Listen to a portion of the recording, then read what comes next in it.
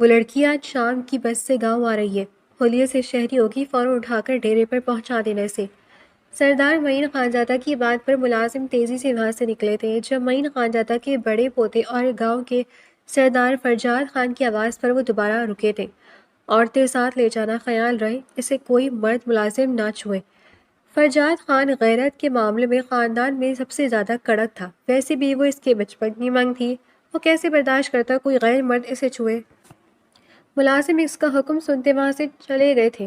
تبھی نعیم خانزادہ جو فرجاد کا چھوٹا بھائی تھا دادا جان کی طرف متوجہ ہوا تھا۔ وہ سب اس وقت ڈیرے پر موجود تھے۔ دادا جان تخت پر بیٹھے تھے اور نعیم ان سے کچھ فاصلے پر آ کر بیٹھا تھا، جبکہ فرجاد خان ہاتھ میں کمر پر باندھے کھڑکی میں کھڑا کسی گہری سوچ میں تھا۔ دادا جان، کیا ہم یہ ٹھیک کر رہے ہیں؟ وہ لڑکی شہر کی ہے اور اوپر سے ہے بھی بہت تیز ترار۔ میں پچھلے 3 مہینوں سے اس پر نظر رکھ رہا تھا تاکہ معلوم ہو وہ کیا کرتی ہے، وہ ہمارے خاندان کے قابل بھی ہے یا نہیں، لیکن وہ جتنے آزاد ماحول میں رہ رہی ہے مجھے نہیں لگتا وہ اتنی آسانی سے قابو آئے گی۔ فارس خان نے اپنے خدشات کا اظہار کیا تھا۔ محمل ان کے دور کے چچا کی بیٹی تھی جو کہ بچپن سے فرجاد کی منگ بھی تھی، لیکن جیسے ان کے چچا ہی وفات ہوئی، محمل کی ماں اس سے سب سے چھپا کر شہر لے گئی، کیونکہ وہ گاؤں کے اصول نہیں مانتی تھی۔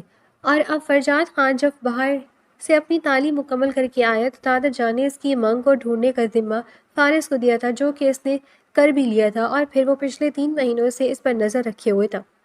تم فکر نہ کرو فارس خان، ایسی ٹیری ہڈیوں کو قابو کرنا آتا ہے مجھے، فرجاد خان نے بنا پلٹے کہا تھا۔ اس کی آنکھیں سرخ ہو رہی تھیں اور انداز پرسوچ تھا۔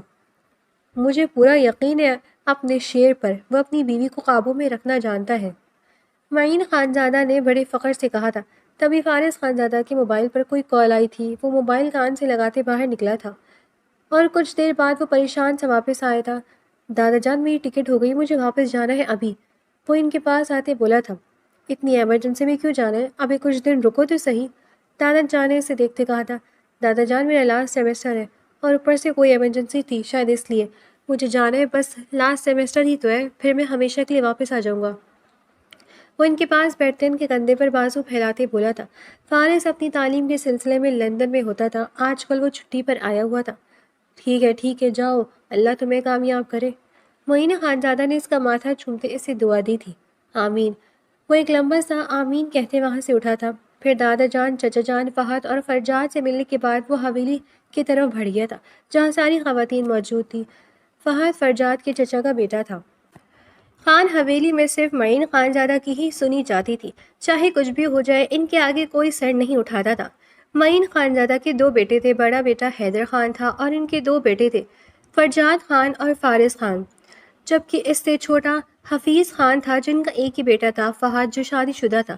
حیدر خان اپنی جوانی میں ہی انتقال کر گئے تھے، پھر فرجاد نے تب سے ان کی جگہ سنبھال لی تھی، لیکن اس حویلی میں حکومت صرف دادا جان کی تھی اور ان کے بعد فرجاد خان اور واحد انسان تھا جس کی اس گھر میں سنی جاتی تھی۔ اب بھی سب خواتین بے صبری سے معین اور فرجاد خانزادہ کے فیصلے کی منتظر تھیں۔ شام کو بس سے اتری تو وہ بہت کنفیوز تھی۔ وہ پہلی بار گاؤں آئی تھی اور وہ بھی ایسا گاؤں جہاں وہ کسی کو نہیں جانتی تھی۔ وہ اندر ہی اندر ڈر بھی رہی تھی، لیکن وہ خود کو مضبوط ظاہر کرنے کی پوری کوشش کر رہی تھی۔ تبھی اس کے پاس آ کر کچھ لوگ رکے تھے جن میں کچھ لڑکیاں اور کچھ لڑکے تھے۔ بی بی، ہمارے ساتھ چلو، ایک ملازم نے کہا تھا۔ وہ سہم کر وہیں رک گئی تھی۔ بی بی جی، صاحب نے کہا ہے آپ کو لے آئیں، چلیں ہمارے ساتھ۔ اب ایک ملازم نے اس کا بازو پکڑ کر کہا تھا۔ وہ بہت زیادہ سہم گئی تھی۔ میں خود چلی جاؤں گی، وہ کچھ گھبرا کر بولی تھی۔ اس کی گرفت اپنے ہینڈ بیگ کے اسٹریپ پر سخت ہو گئی تھی۔ نہیں، آپ کو ہمارے ساتھ ہی جانا ہوگا، کہتے ساتھ ہی دونوں عورتوں نے اس کے بازو تھامے تھے۔ وہ کسی نازک گڑیا کی طرح ان کے ساتھ کھینچتی جا رہی تھی۔ اس میں اتنی ہمت نہیں تھی خود کو چھڑوا سکے۔ ان لوگوں نے اسے زبردستی گاڑی میں بٹھایا تھا اور وہاں سے لے گئے تھے۔ معین خانزادہ نے حویلی میں داخل ہوئی تھی، فرجاد کے نکاح کا اعلان کر دیا تھا اور سب کچھ سیٹ کرنے کا حکم دیتے وہ مردان خانے کی طرف بڑھ گئے تھے۔ حویلی میں بھاگ دوڑ مچ گئی تھی۔ ملازمین اور گھر کی خواتین نے مل کر نکاح کا سارا انتظام کر لیا تھا، اب بس اس کا انتظار تھا۔ فرجاد خان سفید کرتے شلوار میں سیاہ شال گلے کی گرد لپیٹے باہر آیا تھا۔ فرجاد، اپنی مولی کی آواز پر وہ مردان خانے کی طرف جاتے جاتے پلٹا تھا۔ جی مورے، اس نے ان کے قریب آتے پوچھا تھا۔ آج میری بیٹی کا نکاح ہے، مجھے دیکھ تو لینے دو۔ وہ اسے محبت سے دیکھتے بولی تھی، مورے بدلہ نہیں ہوں، میں ویسے ہی ہوں، اور ویسے بھی یہ نکاح صرف اس لڑکی کو اس حویلی میں لانے کے لیے ہو رہا ہے، یہ نکاح کوئی دلی رضامندی سے نہیں ہو رہا۔ وہ ان کو سینے سے لگاتے استحضاء مسکراتے بولا تھا، فرجات، نکاح کوئی کھیل نہیں ہوتا بیٹا، تم اس نکاح کو نبھانے کی کوشش کرنا، وہ جیسی بھی ہے اب ہوگی تو تمہاری عزت ہی، اس کا ماضی جو بھی تھا اسے بھول جانا اور اس کے حال اور مستقبل کو دیکھنا، اگر کہیں جھول رکھے تو اسے پیار سے بدل لینا، لیکن اس پاکیزہ رشتے کا مذاق نہ بنانا۔ وہ اپنے بیٹے کی بات سنتے فوراً سے اس سے الگ ہوئی تھی اور پھر اسے سمجھانا چاہا تھا، مورے آپ بے فکر رہیں، آپ کا بیٹا لوگوں کو ڈیل کرنا جانتا ہے۔ وہ سنجیدگی سے کہتے ان کے ماتھے پر بوسہ دیتے چلا گیا تھا۔ بانو بیگم جانتی تھی وہ سردار فرجاد خان تھا، وہ سنتا سب کی تھا لیکن کرتا وہی تھا جو اسے ٹھیک لگے۔ انہوں نے اس بچی کے لیے دعا کی تھی۔ حویلی کے سب مرد حویلی کے بڑے ہال میں جمع تھے جس کی دوسری طرف خواتین موجود تھیں۔ گاؤں کے معزز لوگوں کو بھی بلایا گیا تھا۔ تبھی دو عورتوں کے ساتھ وہ اندر داخل ہوئی تھی۔ سب کی نظریں اس لڑکی کی طرف اٹھی تھیں اور فرجاد خان نے جیسے ہی نظریں اٹھا کر اسے دیکھا، اس کا چہرہ غصے سے سرخ ہوا تھا۔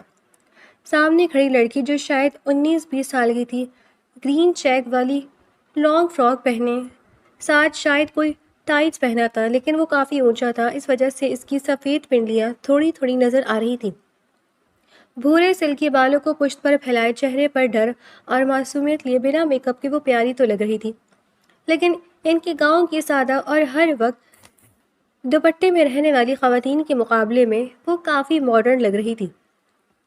اس کا حلیہ دیکھتے سب مردوں نے نظروں کا زاویہ بدلا تھا، جبکہ پردے کی دوسری طرف بیٹھی عورتیں بھی حیرت سے اس لڑکی کی جرت دیکھ رہی تھی، جبکہ وہ اس وقت ڈری سہمی کھڑی تھی، اتنے سارے لوگوں کو دیکھ رہی تھی اور وہ گھبرا گئی تھی، اور اوپر سے ان مردوں کی اتنی بڑی بڑی مونچھیں جو ان سب کو مزید روبدار بنا رہی تھی۔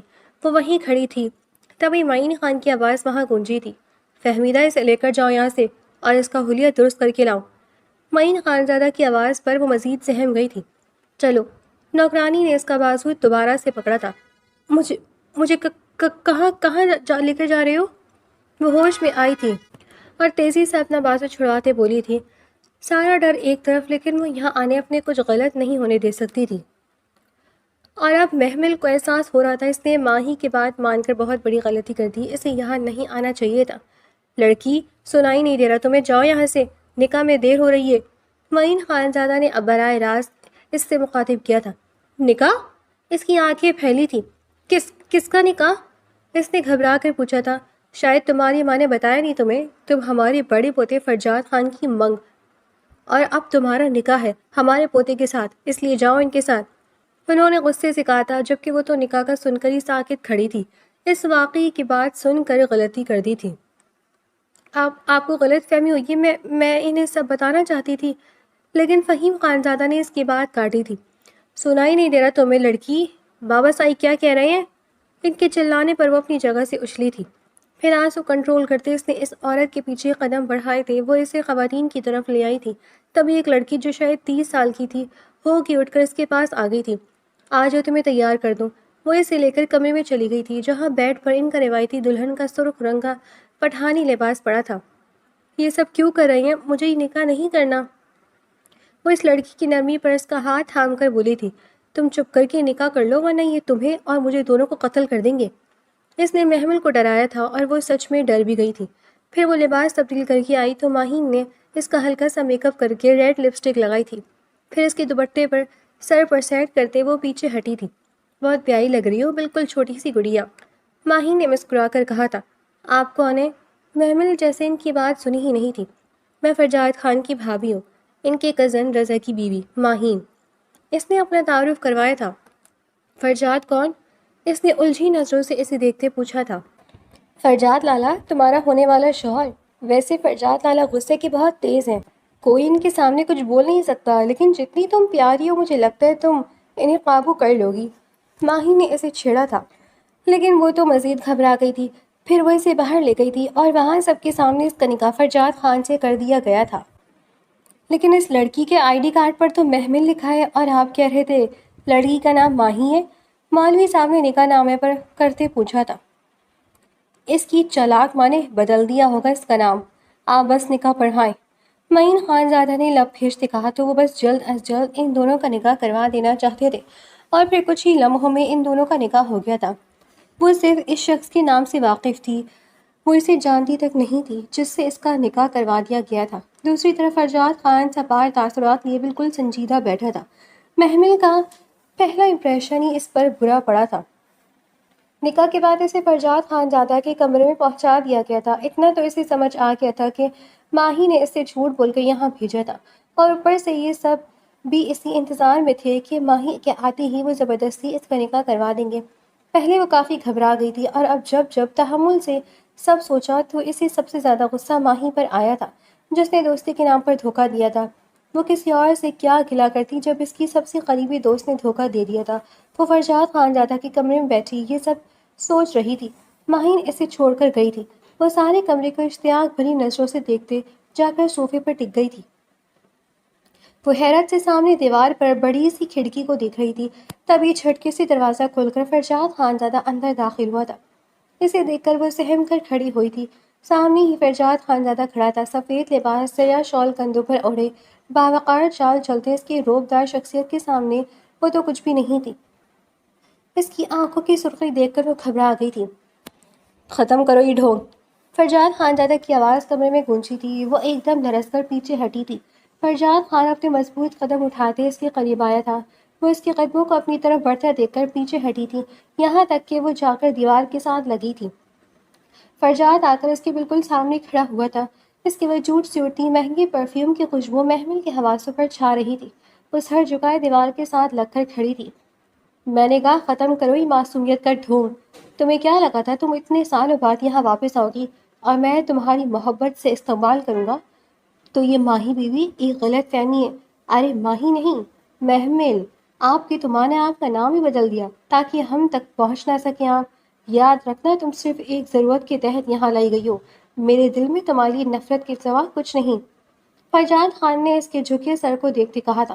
محمل کا دل بری طرح دھڑک رہا تھا، جبکہ ماہی کے نام سن کر اس کا دل چاہا سب بتا دے، لیکن پھر اس نے سوچا کہ اگر میں نے ابھی ماہی کا نام لیا اور انہیں بتایا کہ میں ماہی نہیں ہوں تو یہ کتنے غصے میں ہے، مجھے جان سے ہی نہ مار دیں اس دھوکے پر۔ اس لیے وہ چپ چاپ کھڑی تھی۔ اس کی خاموش دیکھتے فرجاد نے اس کی ٹھوری کے نیچے ہاتھ رکھتے اس کا چہرہ اوپر اٹھایا تھا۔ ایک لمحے کے لیے دونوں کی نظریں ٹکرائی تھیں، اور وہ ایک لمحہ ایک کے دل کی دنیا ہلانے اور دوسرے کو مزید ڈرامے کے لیے کافی تھا۔ محمل کی آنکھیں نم تھیں، ان میں خوف، ڈر اور انجانے کون کون سے جذبات تھے، جبکہ فرجاد خانزادہ کی آنکھوں میں سرخی اور سرد پن کے سوا کچھ نہ تھا، جس سے گھبرا کر محمل نے نظریں دوبارہ جھکا لی تھی۔ میری طرف دیکھو! فرجاد خان جو ان آنکھوں میں کھوسا گیا تھا اس کی نظریں دوبارہ جھکانے پر غصے سے بولا تھا۔ محمل نے فوراً سے نظریں اٹھائی تھی۔ فرجاد نے اس کی آنکھوں میں دیکھتے ایک ہاتھ سے اس کے چہرے پر آتے بالوں کی لٹ کو پیچھے کیا تھا۔ اس کے لمس پر وہ اندر تک کانپ گئی تھی۔ ارے میری جان، ابھی تو ابتدا ہے اور تم ابھی سے گھبرا گئی؟ فرجاد طنزیہ مسکرایا تھا۔ ویسے حیرت ہے، میں نے تو سنا تھا تم بہت بدتمیز ہو، کسی کا لحاظ نہیں کرتی، تو پھر آج یہ معصومیت کا ڈھونگ کیوں؟ اگر تو تم چاہتی ہو اس طرح تو مجھے یا گھر میں سب کو اپنا دیوانہ بنا لو گی تو یہ تمہاری بھول ہے۔ میں نہیں پگھلنے والا، آئی سمجھ؟ اس لیے اتار دو یہ معصومیت کا لبادہ۔ وہ مسلسل طنز کے تیر چلا رہا تھا۔ محمل بس سانس روکے سہمی ہوئی اس کی آنکھوں میں دیکھتے اس کے حکم کی تکمیل کر رہی تھی۔ میں ایسی ہی ہوں، وہ ہمت جمع کرتی بولی تھی۔ او ریئلی؟ اس کا قہقہہ کمرے میں گونجا تھا۔ محمل کو مزید شرمندگی ہوئی تھی۔ چلو دیکھتے کب تک تم ایسی رہتی ہو، فرجاد خان اب سنجیدگی سے کہتے اس کی طرف متوجہ ہوا تھا۔ کیا خیال ہے ایک موقع دیا جائے تمہیں؟ میں تمہارا سارا ماضی بھلا کر تمہیں قبول کرتا ہوں اور تم آج سے صرف میری بیوی بن کر رہو گی، صرف میری سنو گی۔ میں کہوں گا دن ہے تو تم کہو گی ہاں، اور اگر میں کہوں رات ہے تو تم کہو گی ہاں۔ تمہیں میرے لیے اپنی پچھلی ساری زندگی کو بھلانا ہوگا، بس فرجاد خانزادہ کی بیوی بن کر یہاں رہنا ہے۔ اگر یہ سب منظور ہے تو میں اس رشتے کو ایک موقع دینے کے لیے تیار ہوں۔ فرجاد نے اس کے معصوم چہرے کو دیکھتے اسے ایک موقع دینا چاہا تھا۔ اگر وہ شہر کی آزاد خیال لڑکی اس وقت اس کی دلہن بنے، اس کی مرضی کے لباس میں، اس کے حصار میں، بنا کچھ بولے چپ چاپ کھڑی تھی، تو اتنا حق تو اس کا بھی تھا کہ اسے ایک موقع دے۔ اور دوسری طرف وہ سوچ رہی تھی ساری زندگی اس نے ہاسٹل کے دھکے کھائے تھے، رشتے، پیار، احسان، ان سب سے وہ ناواقف تھی۔ اس کے ماں باپ اس کے بچپن میں ہی مر گئے تھے، اور پھر اس کے چچا نے اسے ہاسٹل بھیج دیا تھا۔ جہاں اسے بہت سے اچھے برے لوگوں ملے تھے، لیکن کبھی کوئی ایسا نہیں ملا جو صرف اس کا ہو، جس پر وہ حق جتا سکے، جس کے سینے پر سر رکھ کر وہ اپنے سارے غم بھلا دے۔ اور آج اگر اسے کچھ رشتے مل رہے تھے تو وہ کیسے جانے دیتی؟ مجھے منظور ہے۔ کافی دیر سوچنے کے بعد اس نے سر جھکا دیا تھا۔ فرجاد خان کے ہونٹوں پر ایک جاندار مسکراہٹ آئی تھی۔ گڈ گرل، مجھے امید بھی یہی تھی، ورنہ رہنا تو تمہیں پھر بھی یہی تھا، لیکن آپ عزت سے رہو گی۔ فرجاد خان نے اس کے چہرے پر ہاتھ پھیرا تھا۔ اس کا پورا وجود لرز رہا تھا۔ ایک تو کاپتی بہت ہو تم۔ وہ بد مزہ ہوا تھا۔ محمل نے خود پر قابو پایا تھا۔ اب وہ اسے بیڈ پر بٹھا چکا تھا اور اس کا دوپٹہ جویلری سب اتار کر ایک سائڈ پر رکھا تھا۔ فرجاد نے گہری نظروں سے اس کے سراپے کو دیکھا تھا۔ محمل نے گھبرا کر اپنا رخ تھوڑا سا بدلا تھا۔ محمل، اس کے تنبیہ کرتے انداز پر وہ سمجھ گئی، اس لیے تیزی سے رخ اس کی طرف موڑا تھا۔ گڈ، سمجھنے لگی ہو مجھے۔ اس نے محمل کا گال تھپتھپایا تھا۔ پھر وہ اپنی شال اتار کر صوفے پر پھینکتے لائٹس آف کر کے بیڈ پر آیا تھا۔ وہ خود نہیں جانتا تھا وہ اس لڑکی کو موقع کیوں دے رہا ہے، کیوں وہ اس لڑکی کو پانا چاہتا تھا۔ شاید نکاح کا اثر تھا یا شاید اس کی معصوم آنکھوں کا جادو چل گیا تھا۔ فرجاد نے بیڈ پر بیٹھتے اس کا ہاتھ تھام کر اسے اپنے پاس کھینچا تھا۔ وہ اب بیڈ پر نیم دراز تھا اور اس کے اوپر تھی۔ فرجاد کرتے کے بٹن دیکھ رہی تھی اور فرجاد اسے پھر اس نے کروٹ لیتے محمل کو اپنے نیچے کیا تھا۔ کمرے میں موجود مدھم روشنی ان کے چہرے کے نقشوں واضح کر رہی تھی۔ محمل کی مدھم سانسیں اس کے چہرے سے ٹکراتے اسے بے خودی کر رہی تھی، جبکہ فرجاد خان کی گہری نظریں اس کے چہرے کے ایک ایک نقش کا دیدار کر رہی تھیں۔ وہ اس کے اتنے قریب تھا کہ محمل کو اس کے وجود کی تپش صاف محسوس ہو رہی تھی۔ فرجاد نے اس کی پیشانی سے بال ہٹائے تھے اور پھر اس کا ہاتھ اس کے گال پر جا کر ٹھہر گیا تھا۔ تم نے میرے ساتھ وعدہ کیا تو یاد رکھنا، جس دن وہ وعدہ ٹوٹا فرجاد خان تمہیں بخشے گا نہیں۔ فرجاد کی گھمبیر آواز کمرے میں گونجی تو محمل کے دل کی دھڑکنیں مزید تیز ہو گئی تھیں۔ اس نے بولنے کے لیے لب کھولے لیکن الفاظ دم ٹوٹ گئے تھے۔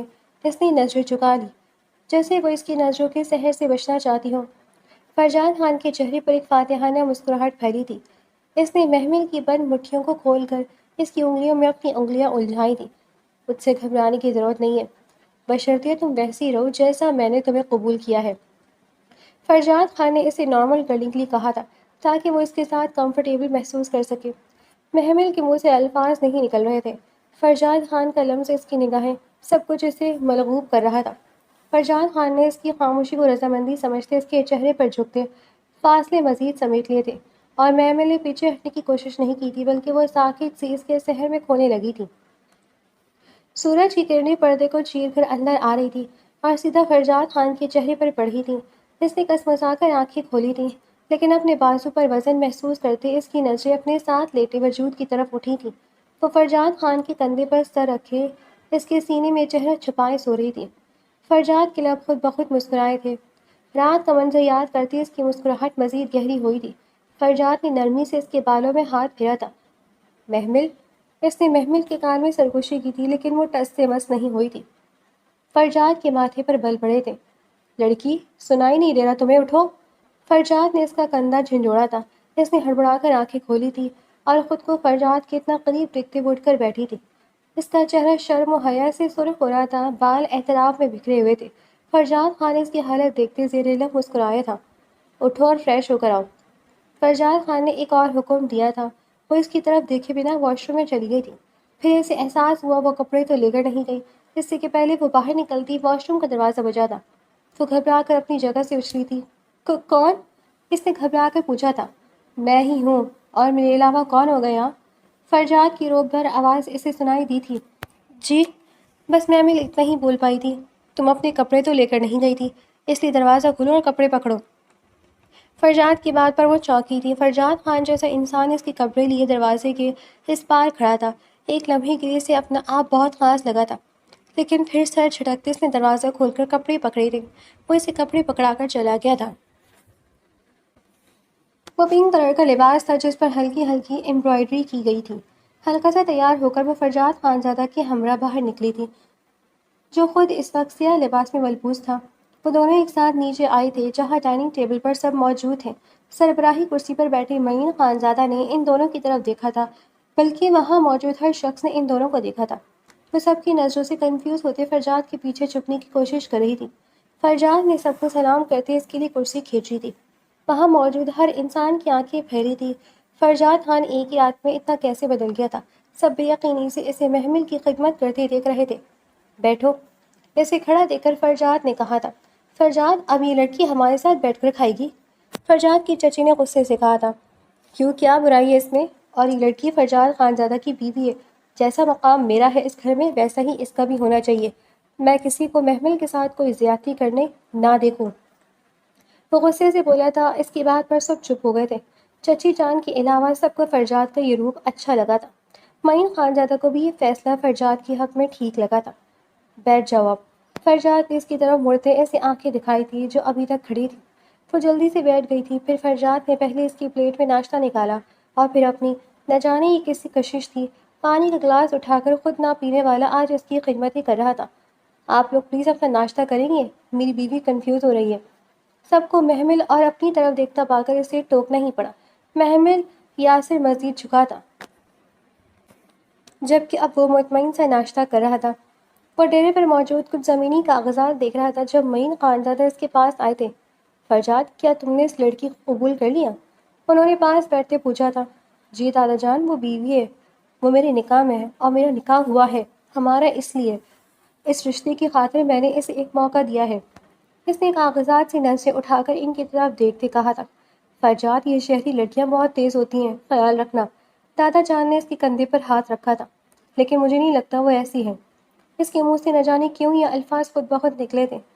یہ سب صرف ڈھونگ ہوتا ہے مردوں کو پھنسانے کا۔ انہوں نے سر جھٹکا تھا۔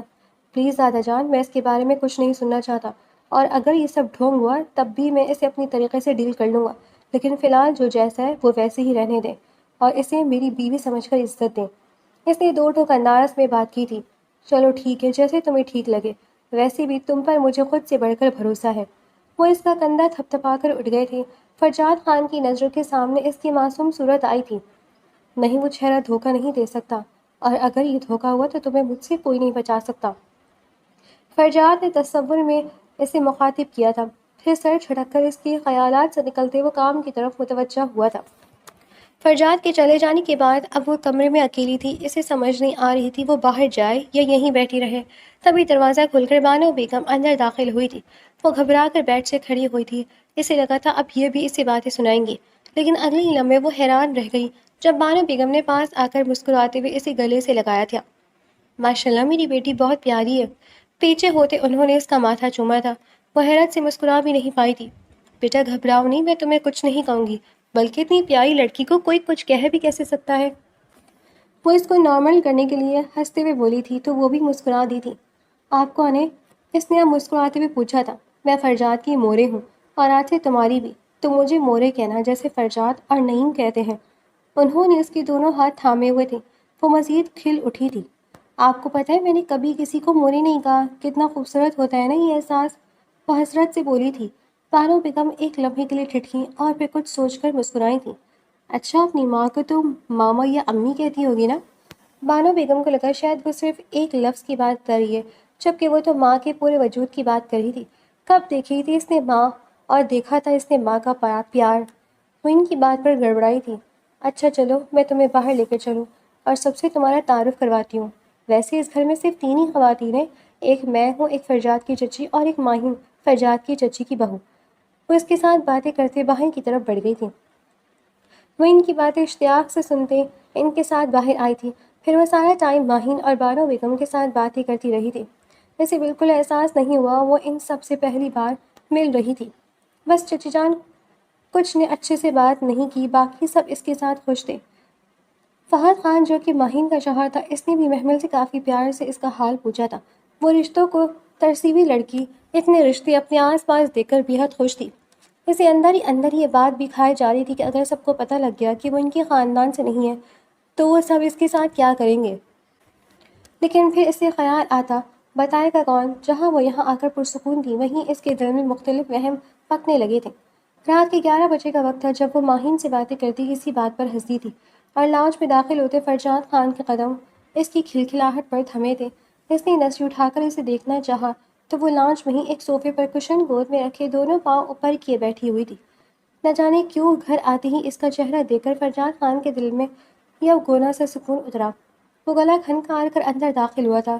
وہ اسے دیکھتے سیدھی ہو کر بیٹھی تھی، ہنسی تھی دور، اب کہ اس کے چہرے پر مسکراہٹ بھی نہیں تھی، اور فرجاد کو یہی بات بری لگی تھی۔ ماہین ان دونوں کو دیکھتے اٹھ کر چلی گئی تھی۔ وہ بھی اٹھ کر کھڑی ہوئی تھی۔ میں پانی لا کر دوں آپ کو؟ اس نے فرجاد کو دیکھتے انگلیاں مسلتے پوچھا تھا۔ وہ اس کے معصوم انداز پر مسکرایا تھا۔ جاؤ لے آؤ، وہ اسے کہتے وہیں صوفے پر بیٹھ گیا تھا۔ وہ تیزی سے کچن کی طرف گئی تھی اور 1 منٹ بعد ہی وہ پانی کا گلاس لیے واپس آئی تھی۔ اس نے مسکرا کر گلاس فرجاد کے آگے کیا تھا۔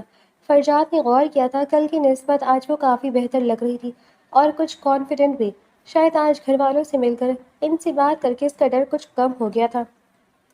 فرجاد نے پانی پی کر گلاس اس کی طرف بڑھایا تھا۔ کھانا لاؤں آپ کے لیے؟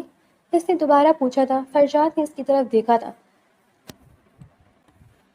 پیچ سمپل گھٹنوں تک آتی شرٹ اور ٹراؤزر پہنے، گلے میں گرین دوپٹہ لیے وہ اس کے سامنے کھڑی تھی۔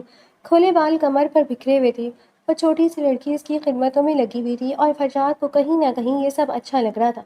آج سے پہلے اسے صرف ملازم ہی کھانا دیتے آئے تھے کیونکہ سب اس وقت سو رہے ہوتے تھے، لیکن آج وہ اس کی فکر کرتی اچھی لگ رہی تھی۔ ہاں روم میں ہی لے آؤ، وہ اسے کہتے روم میں چلا گیا اور وہ کچن میں کھانا گرم کرتے وہ بانو بیگم کی باتیں ہی سوچ رہی تھی۔ بیٹا اب تم اس گھر کی بہو ہو، فرجاد تمہارا شوہر ہے، اب تمہیں اس کے دل میں جگہ خود بنانی ہے۔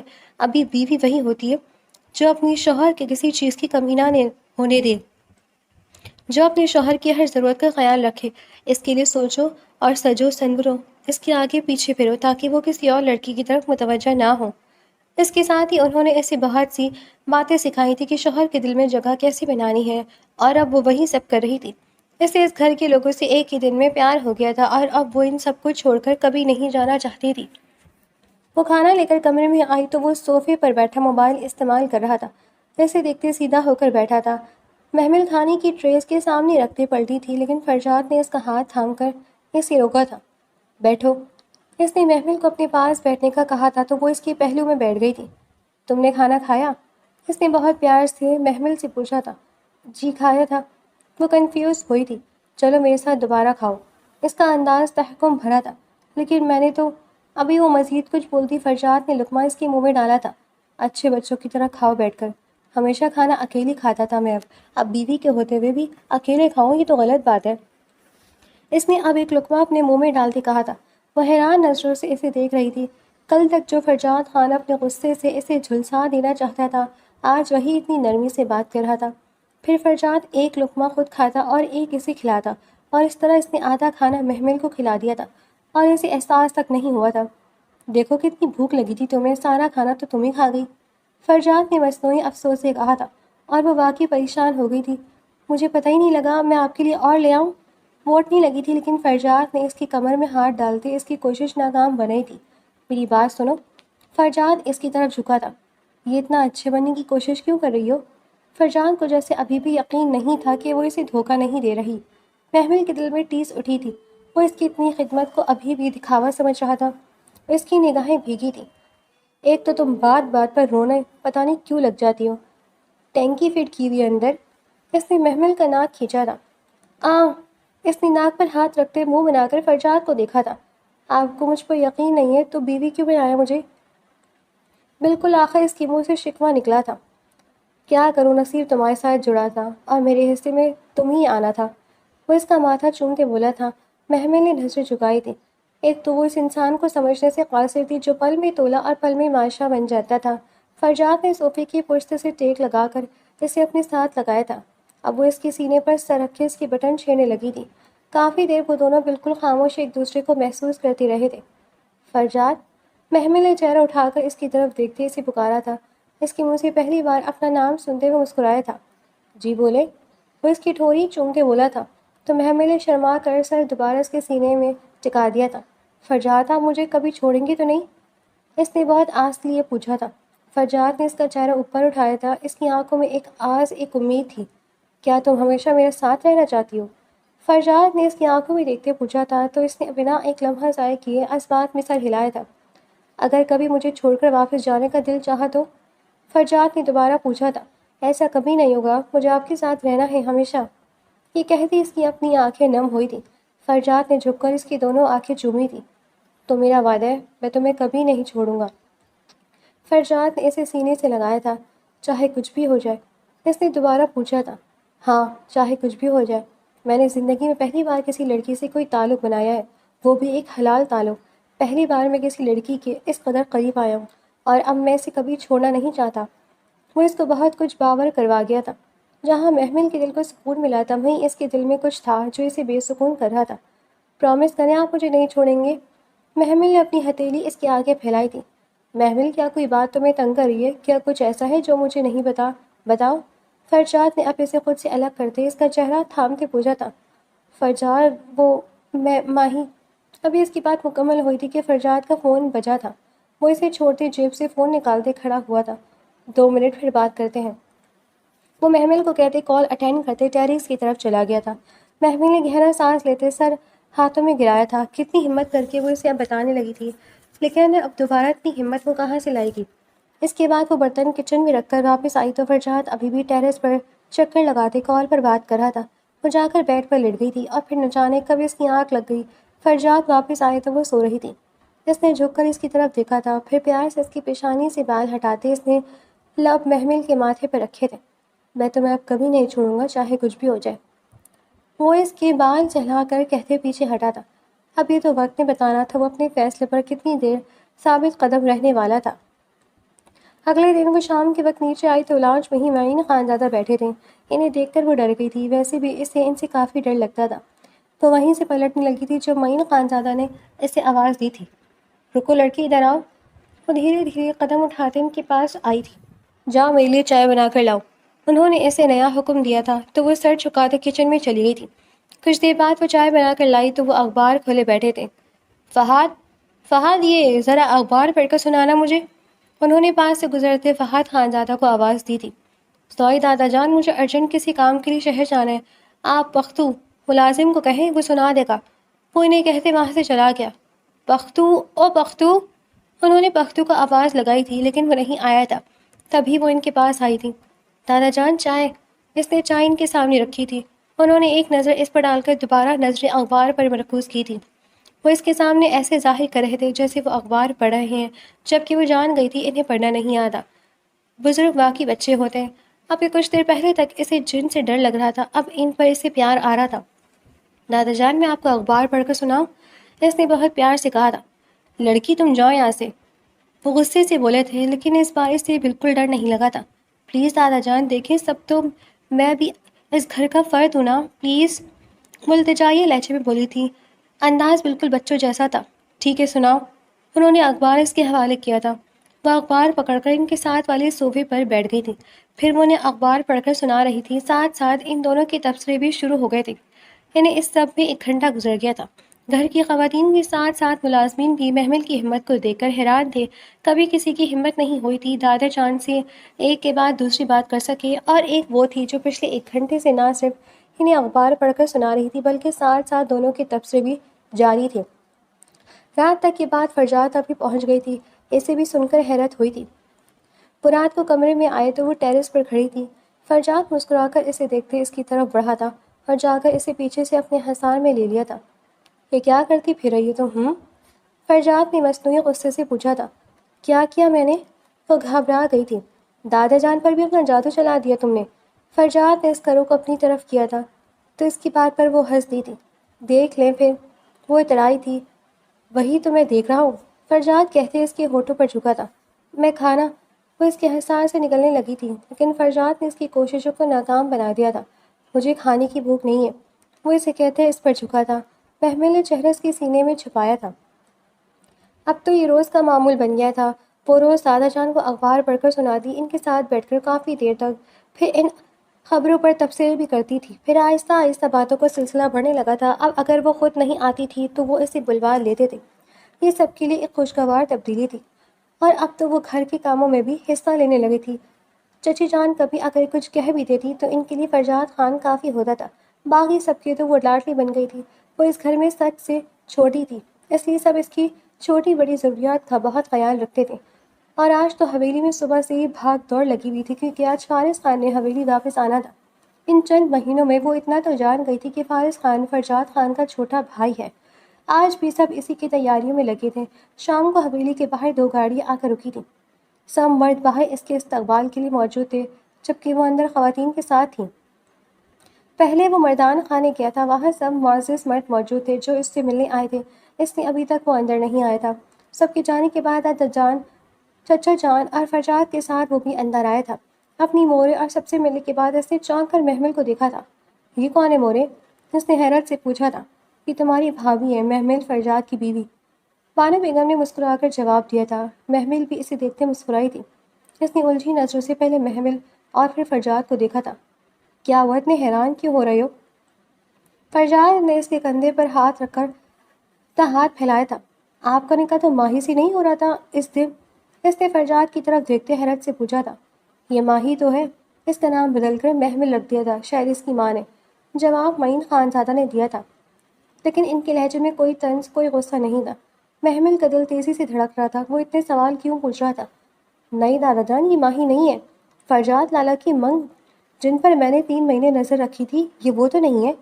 فارس نے ایک لمحے کے لیے بھی اس کی کیفیت سمجھے بنا سب کے سروں پر دھماکہ کیا تھا۔ کیا؟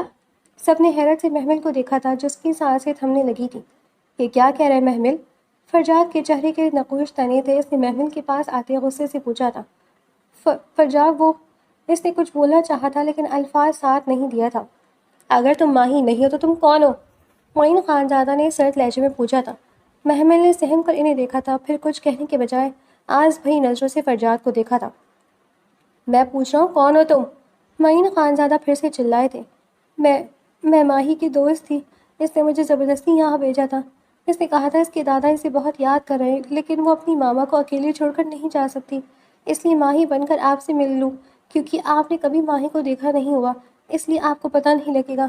اس نے ایک ہی سانس میں سب کچھ بتا دیا تھا۔ سب ساکت نظروں سے اسے دیکھ رہے تھے۔ مجھے نہیں پتا تھا یہاں آ کر میرا نکاح کروا دیں گے۔ وہ بات مکمل کرتے چہرہ ہاتھوں میں چھپائے رو دی تھی۔ وہ ان سب کو کھونا نہیں چاہتی تھی۔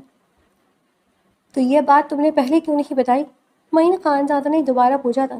میں بتانا چاہتی تھی لیکن تمہارے دل میں چور آ گیا، اتنی دولت، اتنی عیش و عشرت دے کر۔ معین خانزادہ نے اس کی بات کاٹ دی تھی۔ محمل نے روتے ہوئے نفی میں سر ہلایا تھا۔ اس سے اس بات کی تخلیق اور بھی زیادہ ہوئی تھی کہ اتنا وقت ساتھ گزارنے کے بعد بھی معین خانزادہ کے نزدیک وہ پہلے دن جیسی ہی حیثیت رکھتی تھی۔ اس کی اب آخری امید فرجاد تھا جو چپ کھڑا تھا۔ پتہ نہیں اس کے دماغ میں کیا چل رہا تھا۔ فرجاد، طلاق دے کر فارغ کرو اس لڑکی کو۔ دادا جان فرجاد کو حکم دیتے صوفے پر ڈھہ سے گئے تھے۔ محمل کو اپنی جان نکلتی محسوس ہوئی تھی۔ دادا جان پلیز ایسے نہیں کریں، آپ جو کہیں گے میں کروں گی، لیکن پلیز یہ نہیں۔ وہ دادا جان کے پاس گھٹنوں کے بل بیٹھی تھی۔ سب اس کی حرکت پر دم ساتھ گئے تھے۔ میں نے کبھی آپ کو دھوکہ نہیں دیا دادا جان، میں سچ کہہ رہی ہوں، بلکہ جب میں یہاں آئی تھی میں تو آپ سب کو جانتی ہی نہیں تھی، لیکن سب نے مجھے اتنا پیار دیا، میرا اتنا خیال رکھا، مجھے لگا شاید اسی لیے اللہ نے مجھے رشتوں سے محروم رکھا تھا، کیونکہ انہوں نے مجھے آپ سب سے ملوانا تھا۔ میں نے کبھی ماں باپ کا پیار نہیں دیکھا، لیکن دیکھیں یہاں مجھے اتنے رشتے مل گئے کہ میں خود غرض ہو گئی۔ مجھے نہیں پتا میں کہاں غلط ہوں، لیکن میں نے آپ سب کے ساتھ رشتہ دل سے نبھایا تھا۔ میں آپ سے بہت محبت کرتی ہوں، پلیز مجھے خود سے الگ نہ کریں۔ اس نے روتے ہوئے ان کے گھٹنوں پر سر رکھ دیا تھا۔ سب خاموشی سے بس اسے دیکھ رہے تھے اور سن رہے تھے۔ اب ہال میں سے اس کی سسکیوں کی آوازیں گونج رہی تھی۔ فرجاد خان اس سے زیادہ برداشت کچھ نہیں کر سکتا تھا۔ وہ محمل کے پاس جا کر گھٹنوں کے بل بیٹھا تھا اور ہاتھ بڑھا کر اس کا چہرہ اوپر اٹھایا تھا۔ محمل نے سہمی ہوئی نظروں سے اسے دیکھا تھا۔ پاگل لڑکی، کیا حال کر لیا رو رو کر؟ تمہیں لگتا ہے فرجاد خانزادہ اپنے وعدے سے اتنی جلدی پیچھے ہٹ جائے گا؟ میں نے تم سے وعدہ کیا تھا چاہے کچھ بھی ہو جائے میں تمہیں نہیں چھوڑوں گا، اور آج بھی میں اس بات پر قائم ہوں۔ میں کسی کے بھی کہنے پر تمہیں نہیں چھوڑوں گا۔ میرا نصیب تم ہی تھی، ماں ہی نہیں، اس لیے تم نے مجھ تک آنا ہی تھا، سو تم آ گئی۔ مجھے تم ہر حال میں قبول ہو۔